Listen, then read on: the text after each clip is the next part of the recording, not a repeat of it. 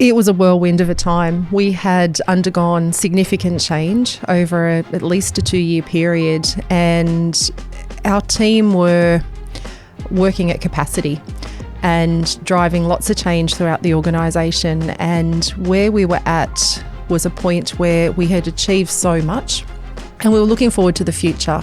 And I knew that we were there for the long haul, not the short term. And thinking about how do we sustain the energy to keep going and to not burn out. This is Melissa Decker, the CEO of Forward Ability Support, a non-for-profit supporting people with spinal cord injury to live with greater independence and quality of life. Mel is a leader who cares deeply about her people who do the work. On paper, everything was going really well. Growth, positive change, business success. But behind those metrics were humans, tired ones, people who had given everything they had, and Mel could feel it. The energy was slipping. For me as the CEO of the organisation, that's what was important. How do I support this team that have achieved wonderful results over a 2-year period? How do I support them to be able to sustain that energy and that momentum? This is where performance intelligence comes in.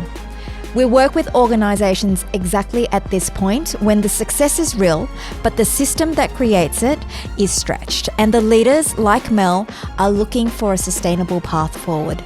We help leaders drive performance without driving their people into the ground. This is the show that unlocks potential for everyday life. I'm Andrew May. And I'm Angela Poon. And this is Performance Intelligence. Can we go back to when we met just above our studio here? Do you remember that first meeting we had? I do. What words would you use to describe your state? I would say my state at that time was, I know we need to do something. I'm not sure what it is we need to do. Andrew, help us. For full transparency, Performance Intelligence has partnered with you, Mel, over the past 5 months. And Ange, you've had your fingerprints, your mitts all over this program, and we've achieved some amazing results. And we're going to tell everybody about that a little bit later on this podcast. I was thinking of the alliteration F. I often say this in one of my keynotes, Mel. F words, frazzled, frenetic, Correct. Fast pace, feeling a little bit fractured, loving what you're doing, but effing well help. How can I sustain this pace without falling in a heap? Mel, I think when you first came in, you spoke about the team having achieved a lot, and it wasn't like they were a broken team, but it was a team that had undergone, like you said, a lot of change, but you wanted to help them go to that next level without breaking them. In terms of your own experience, what were your own challenges in leading such a team as the CEO of a large and amazing, very purpose-driven organisation? What were your own personal challenges? I think my own personal challenges were finding the time to look long term and finding the time to work with the team on our strategic priorities. And we were busy in the day-to-day, and finding the time and the breathing space to go, okay, I'm going to set this time aside, and now I can do work on those particular areas that we know are going to set our organisation up well for the future. And when you're in a state of rapid change in an organisation and there's so much going on, it's really easy to feel overwhelmed, busy, and not feel like that you've got the breathing space and the time to do that sort of work. And it was really about how do we create that capacity and that time for people to have that aha moment and come up with new ideas and ways of working together. Do you remember when we did the first briefing? We were talking about flipping the switch, and one of your leaders said, no, I'd need to find the switch. I don't even think I've got it. So it's suffice to say your team, you were running red hot. We were running red hot, and we'd been running red hot for quite some time. And while my team, I'd talk to them and say, how are you going? Checking in with them. And they're like, I'm fine. We've got so much to do. I was concerned about their well-being longer term and whether or not that was sustainable. And yes, we can all run red hot from time to time, but we can't sustain that. Elite athletes can't even sustain that. So for me, it was around how do we talk about that? How do we be vulnerable with one another? And how do we make it okay to go, okay, I'm exhausted right now. Let's now be a fly on the wall to our first onboarding session. You remember that one? We're going to listen to Mel's team and hear exactly how they were feeling before we started implementing any of the changes. I'm excited to learn how to pull yourself out of the work, because sometimes you have to think about the work even after you shut down the laptop or whatever. Yeah, so I will be excited to know some tricks. This year, our teams are going to be taking on a significant change journey, and I hope I can do right by them and also keep my family safe. I think the good thing that how we can go along this journey as a team, I think it gets you more enthused and energized. So really keen to do that with my team as well. I would like to be able to work smarter, not harder, and to lose the guilt. I think it'll be helpful when so many people at work are taking on this journey with me. We spend the better part of our day here at work. So I think if you're doing it as a group, there are higher chances I will make it across the line. What we heard there was exactly what your team was saying, Mel. They were running red hot and they needed a more sustainable approach. After that meeting, we kick-started the program with our Leadership Capacity workshop, where Dr. Tom and I went deep on physiological capacity, strategic recovery, and mental agility. I do want to take a moment before I dive into the program in more detail to explain to our audience what leadership capacity is, as there's so much confusion out there about the difference between leadership capability and leadership capacity. So let's break it down. Leadership capability is what most of us have been taught to focus on. I've learned a lot about this in my previous careers. It's the skills, the knowledge, and the models and the frameworks. And these are all the things people are taught to effectively lead businesses. And lots of business schools and institutions teach leadership capability really well. And from a time perspective, this focuses on the here and the now. But leadership capacity is different. Leadership capacity is your ability to lead yourself, to manage your energy, to regulate your emotions, and to stay composed and make good decisions when the pressure or the heat is on. And from a time perspective, it's about future-proofing, where capability is what you know. Capacity is how well you can access what you know when it counts. And the reality is you can have all the capability in the world. We see this with so many of our clients. They can be smart, trained, experienced, really well dressed. But if you're exhausted, reactive, or emotionally flooded, those skills don't just appear. In fact, they disappear under extreme levels of stress. That's why leadership capacity is so critical, Mel, for teams like yours. It's the foundation under sustained performance. And I think I need to draw a breath. I get a little bit excited about this. Can you take a moment to explain what our Leadership Capacity program looks like? Sure, Andrew. Our Leadership Capacity program ran over 5 months, where we worked with 15 leaders from FAS.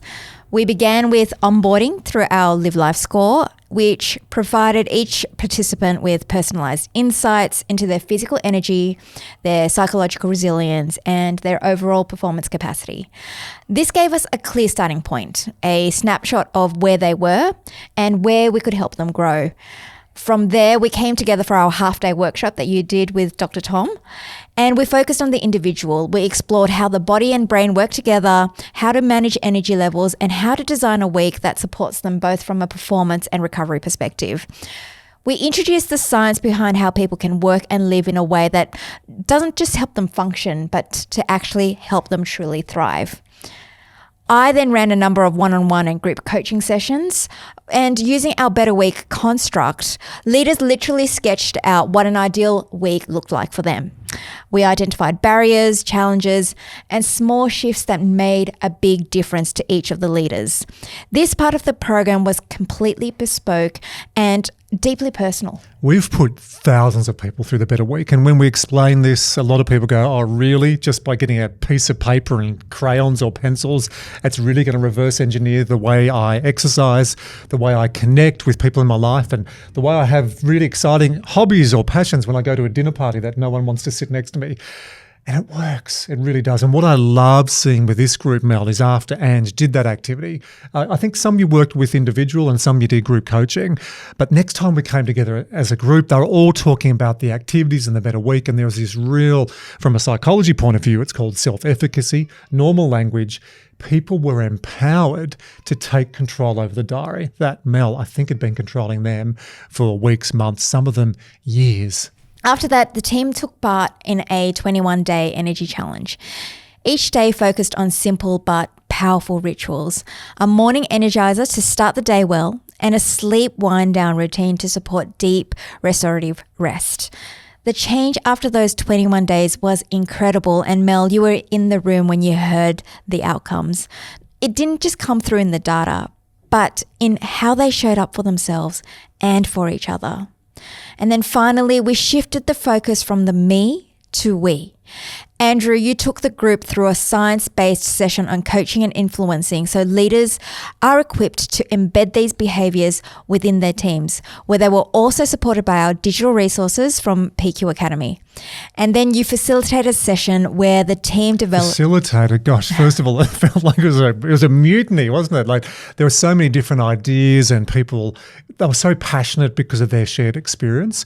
So when you're facilitating a team code like this, it's coming up with some explicit behaviours and some common language. So if you're talking to one of your other team members who hasn't done the program, they sort of get it. So we had a bit of fun with this. I think I got a bit cranky pants at one stage. Right, okay, there are all the ideas, bang.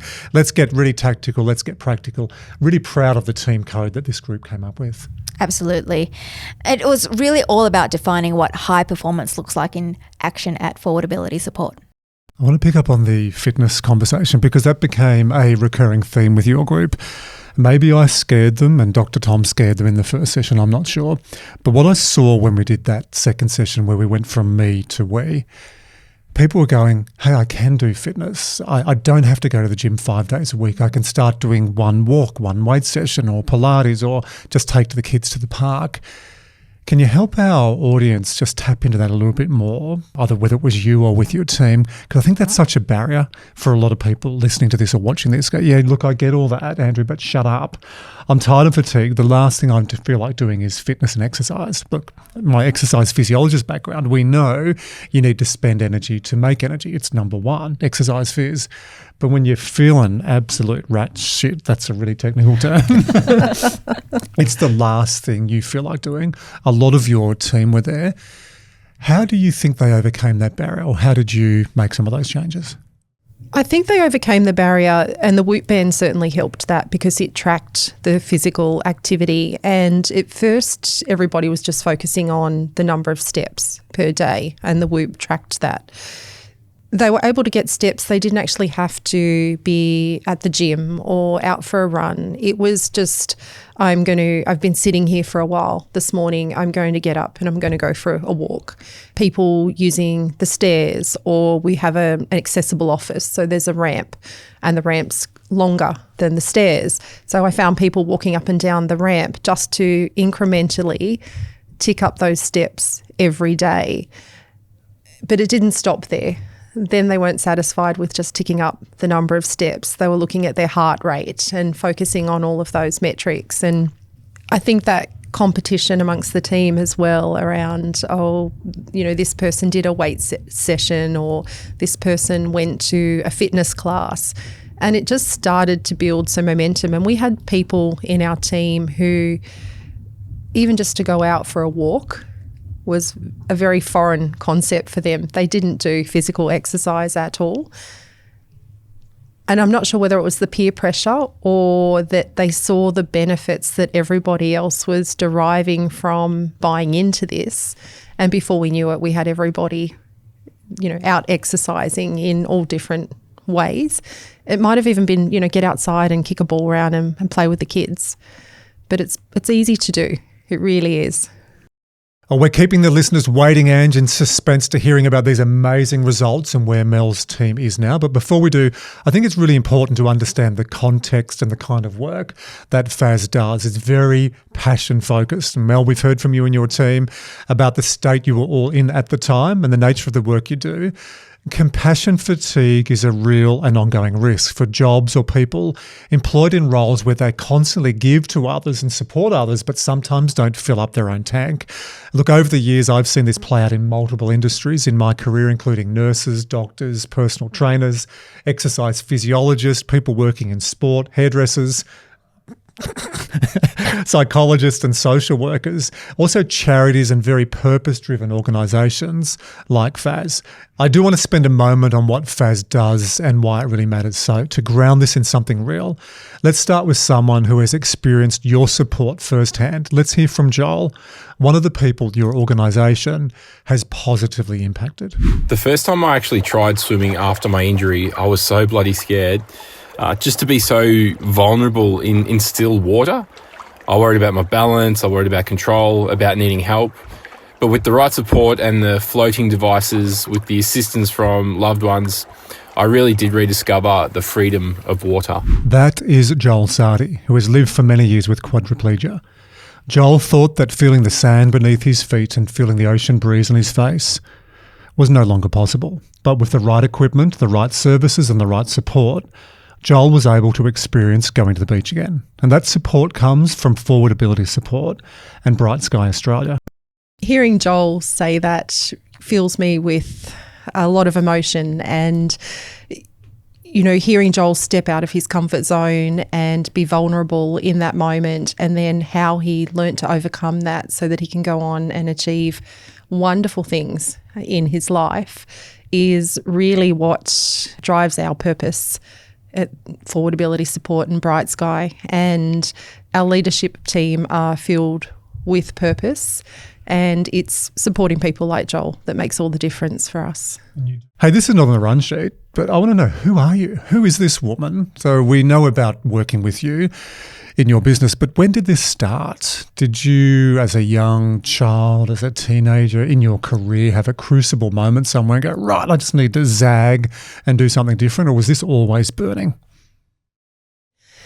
I started my career as a chartered accountant, and I loved the work that I did, got to work with some really cool organisations and wonderful clients, and I always felt like there was something missing, and I wanted to make a real difference, but I wasn't sure what that was or how I could really use the knowledge that I had to bring about positive outcomes for people. Looking back, I am so grateful for the experience that I had as a chartered accountant and in business advisory capacity, because I draw on those skills every day now. But for me, that led me on a path of some other roles as CFO for organisations, and then to the CFO of our organisation. And then I had the opportunity to step in as acting CEO and eventually CEO in my current role. What I found working for our organisation is that I found that purpose, and I can really connect what we do every single day to the positive difference that we're making to the community that we serve. And I'm so incredibly grateful for all of the wonderful people that I've met while I've been with our organisation, and the team that I get to work with, because they're equally passionate about the work that we do every single day. The other challenge that charities and non-for-profits have is funding. So if we're talking to someone who's leading a bank or a consulting firm, a telco, even some of the founders we've had on this podcast or people from defence, there's a budget and there's a revenue line that's established. You don't have that. You have to go and work not on the day-to-day, but you've also got funding. Just want people to understand some of the challenges for people like you running a business. It's looking at where that funding goes.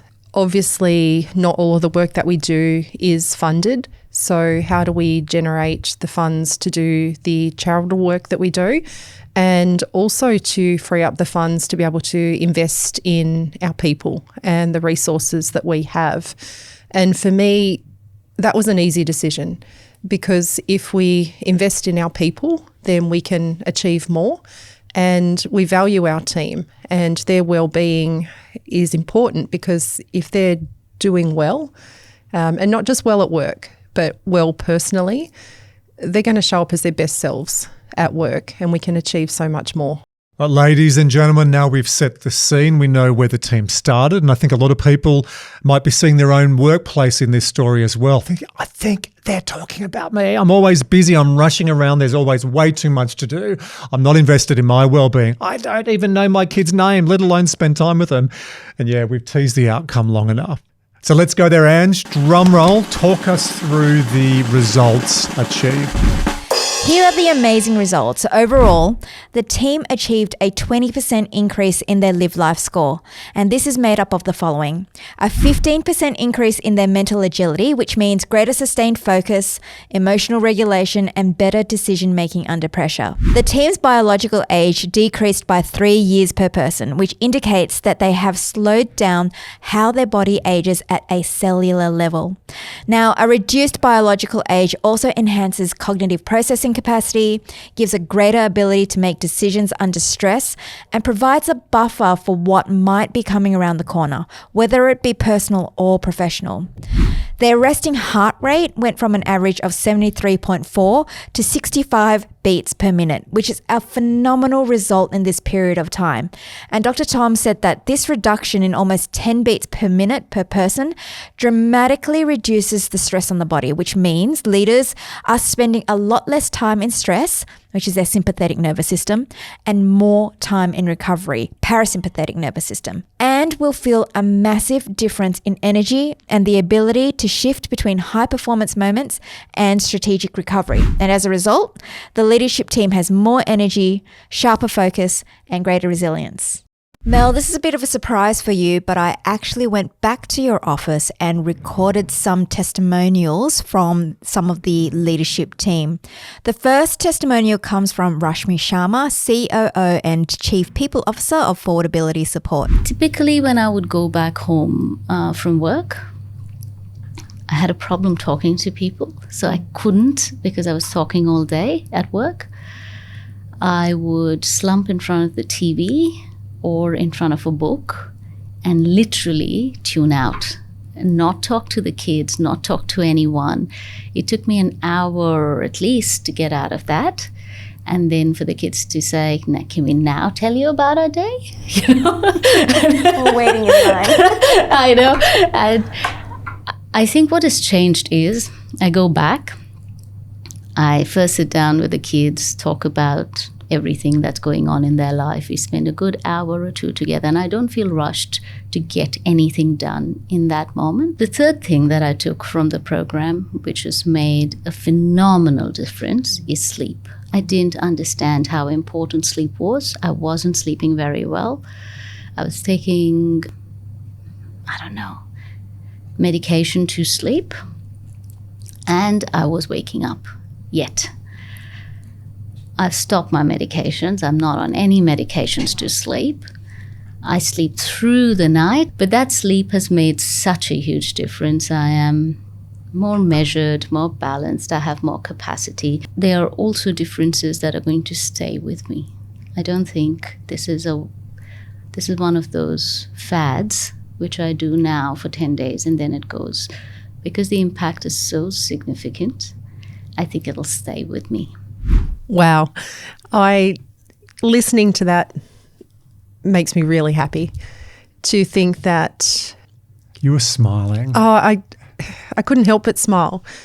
You know, that family, those kids, the impact that having done that program is now having on them. I just think it's so beautiful to now think that when mum gets home, the kids feel like they matter. You know, mum isn't exhausted and can spend that quality time with them in that moment. I've felt like that before, where you get home and you're just like, I don't want to talk to anybody. I'm exhausted. Nobody touch me. Nobody touch me. Give me my space. And yeah, it fills me with a lot of pride and happiness to hear that. The next one is from Adrian Smith, COO of Bright Sky Australia.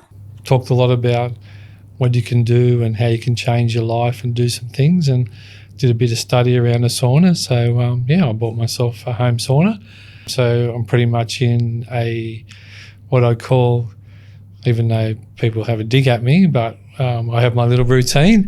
So I like to have my 4 saunas a week for half an hour, and it's amazing how I feel. I sleep better, my body's better. When I train, I recover. One of the other upsides is I lost a bit of weight as well. So I lost 4 kilos. I was not trying to lose weight. It's just made a big difference around working with those people, around seeing them get healthier, them feeling better, them having more energy. So for me, it's a discussion we have quite a bit. And when I say quite a bit, early on we talk about it daily to see where everyone was going.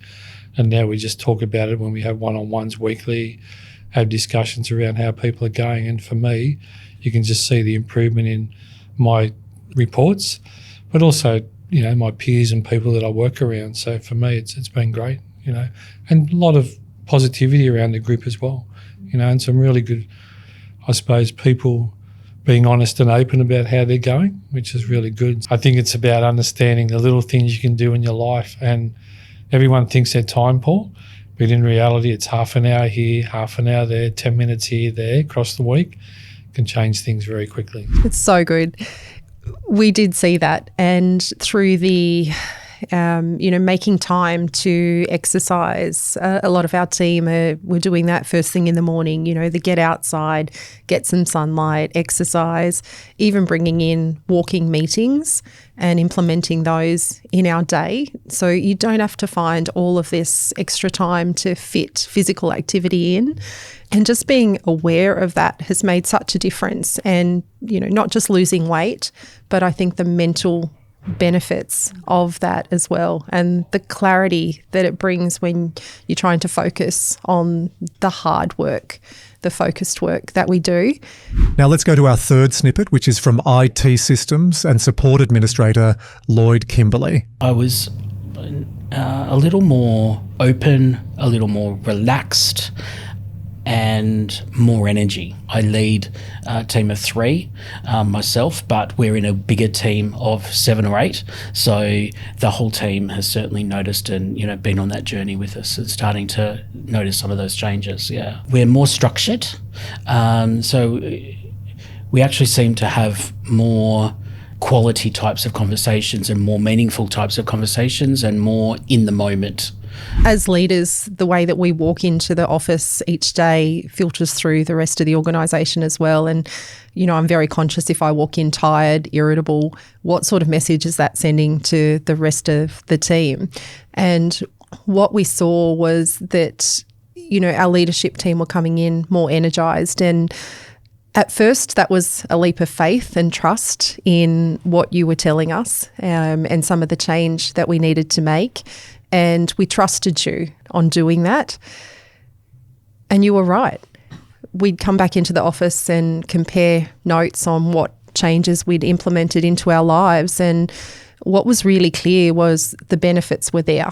And we could see those and we could feel those. And I think that then builds momentum, because when you're like, okay, I'm going to go to bed early. I am going to get up in the morning. I'm going to get some sunlight. I'm going to go and do some exercise. You start to feel good. And I think that's where the 21-day challenge was perfect, because we committed to do that for 21 days. And after 21 days, everybody started to notice positive benefits. And that's now set us up to have the energy and to understand why this is important and to keep going. And our final testimonial comes from marketing coordinator Meghna Sharma. It's a mindset shift. You're not playing the victim card anymore. It's like you're just more in control. And even lifestyle changes, I am not that much into physical activity. Not that much is just an understatement. I have zero physical activity. Yeah. Prior to the program. Yes. But I've signed up for a Pilates class. And because there was always an excuse that, oh my God, I'm doing so much. I have a full-time job. I have a daughter and she has these classes and there's the house to look after. And I always had a supportive family, right? It's not that I'm doing all of this myself. My family and my husband are really hands-on. So the support was always there. Nothing's changed from when we started the program. The situation is the exact same, but I've managed to carve out that time to get that physical activity in. I'm very, very mindful that, okay, if this is not happening today, I'm going to move it to another day. And it's helpful that my manager has done the program as well. So we both are speaking the same language. So true. And when I hear that, I think about the work we did on setting everybody up with their better week and not leaving those activities that are important for our well-being, not leaving those to when we have time. Because if we leave it till the last thing we pop in our better week and when we have time, we all know that we don't find the time. And I think a real change for our team has been setting their better week with purpose and with intent, and they're going into those calendars and scheduling that time, and whether it be exercise or time with family or time doing a hobby, something fun, that's been put in there with intention and purpose, and then everything else has been put around that. And I've seen that that's been a real change for the team. I also think that the work we did on the different types of people, so whether you're a bear, like to sleep in, etc., understanding that we're all different in terms of, for me, I'm a morning person. I like to get up early, do my exercise and do my real focused work in the morning. That's when I'm on my A game. I now understand that not everybody in my team is like that, and that I need to actually understand what works best for them as well as what works best for me, so that I can make sure that we're getting the most out of everybody. Mel, for our people that are watching on YouTube or our listeners listening on our podcast that are leaders of small, medium, big organizations, and they're running a team that's under pressure, what's your one piece of advice to those leaders? I think that when you're under pressure, it's even more important that you do a program like this. Because when we're under pressure, it's easy to feel overwhelmed and burn out and like you don't have the time. And I think when you're under pressure, you need this program more than ever. Because when we're under pressure, we need to be able to have those moments where we reset and re-energize so that we can finish the project that we're working on. So I'd encourage people that are feeling like they're under a lot of pressure to actually make the time to do a program like this. Even some of the work that we did around breathing and mindfulness, I've been able to use that in moments when I'm under pressure to just take that moment to breathe and then be able to refocus and get done what I need to get done. You both know this, that a large part of my identity is being an entrepreneur, having built and sold businesses. And Ange, this is I drive a sales culture within our business because I fundamentally believe in what we do. Can I be the anti-sales person though? Because I don't want people to be consuming this podcast going, I have to do the program. Well, we'd love you to, don't get me wrong. What would be a couple of key messages you could give people you took out of this that don't do the program, or just some of the key lessons that people can apply now? So we sort of rewind where you were. If there were 2 or 3 strategies, let's say someone met you at an executive program, like look at like you walk in there springing, you got this energy, this enthusiasm, and they say, "Have you always been like this?" And you go, "No, let me tell you a story." Here are 2 or 3 activities you need to do. What are they? For me, definitely the better week has made a huge difference for me. So sitting down at the start of every week and looking at what is on for the week ahead and planning that out. And then also we called it the rearview mirror. So getting to the end of my week and looking back at what I've done, what I've achieved, what I need to carry forward into the next week. That's been really valuable for me. And also planning time for those cycles in energy and the intense, focused pieces of work, and allowing myself the time to reset. So if I know that I've got a real sprint for a couple of weeks, lots of meetings, lots of really focused, important work to do, allowing myself permission to have some time to re-energize after that, and being able to look ahead and see that cycle in my energy has really been beneficial. You're a reformed person. Do you think you would have said that 5 months ago? Absolutely not. I would have told you I didn't have time. Yeah, we hear that all the time. Just want to rewind on what you've spoken about, the better week. For people watching this or maybe joining our community for the first time, this construct called a better week is where you look at your diary. There's 168 hours. What did you put in before the program? Work stuff. We put in meetings and we put in deadlines and we put in travel to work, and then we go home, and as we heard from some of your colleagues, they want to spend an hour just decompressing and not spending time with their kids. So we reverse engineer and we start with 3 levers. Put in some activity around movement. Put in some connection around people in your life or hobbies and passions. No man, no woman can survive without play. Like, it's one of the core essential elements. So put in a few things around moving, a few things around connecting, a few things around playing. I'm really proud of your recall. Did you word her up for this? No, this was all Mel's doing. It's beautiful. We're going to get you to come and help us teach these programs. Mel, as we get towards the end of this podcast, let's finish with a flip. In preparation for today, was there a question that you thought we were going to ask, or is there a question you'd like to ask us? There's a question I'd like to ask both of you, and that is, so we've done the program, we know the value and the benefits that come from making those changes. How do we keep that momentum long term, so that in 6 months from now, 12 months from now, we're still all talking about this, and that people don't slip back into old habits? That's one question. And the second question is, how do we use that momentum that we have started and now bring the rest of our teams along that path with us? One thing is we work together to develop that team code. So it's about living and embedding that with each other and holding each other accountable, because you've come through together as a group. Being deliberate about having those conversations regularly so that it keeps it at the forefront on everyone's minds, and because now you recognize the signs of when someone is struggling.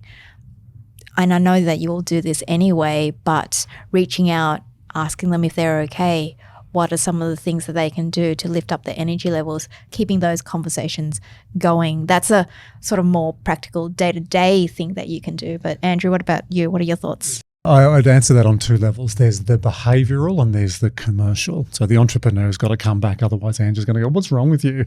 The behavioural, we know from research with the British Olympic team, 70% of behaviour comes from the environment. So if you and your leaders continue to have conversations about looking after my energy, I'm doing the better week, I am putting time for thinking, I'm looking after my energy and playing back what you've told us today and what we've heard today, this works. When you invest in yourself, this is not just good for your business. In fact, this is much better for you as an individual. Hey, as a byproduct, the business is going to benefit as well. So summary, just keep being the change and lead by example, because 70% of a culture really does cascade from the top. I've never seen reverse osmosis, meaning I've had people try it. Andrew, can you do a keynote? And we're going to fly you in. We've got 15,000 staff. We're going to have 2,000 of them from a data center. And can you help us with stress management, decrease our LTIF? We've got problems with turnover, and the people think that their leaders are not leading with connection and communication. And I get 60 minutes and I just laugh. Look, I'll keep you entertained. I'll give you 1 or 2 things, but I'm not going to reverse engineer change from the top. That comes from your leaders. So continue the changes. If you just kept doing what you're doing, you're going to see a natural trickle effect down through the business. Now, the commercial we can talk to you offline about PQ Academy, which is our coach in a pocket, and we'll set up a calendar of events where you pulse and do something about every quarter.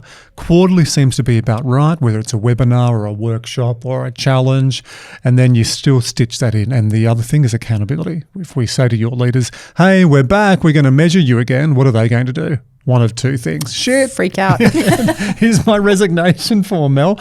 No, they feel psychologically safe. It took a while, and you did a beautiful job, Mel, of first positioning that, and then we connected to that. You keep them accountable. So from a behavioural point of view, just keep being the change. And anyone listening or watching this podcast, if you want your team members to change, don't talk to them about it. Be the change. I went to uni for 2.5 years to learn that from coaching psychology. People will follow what you do. The second one, we do have a commercial process, but let's take that offline because I don't want this to be like a Demtel advertorial.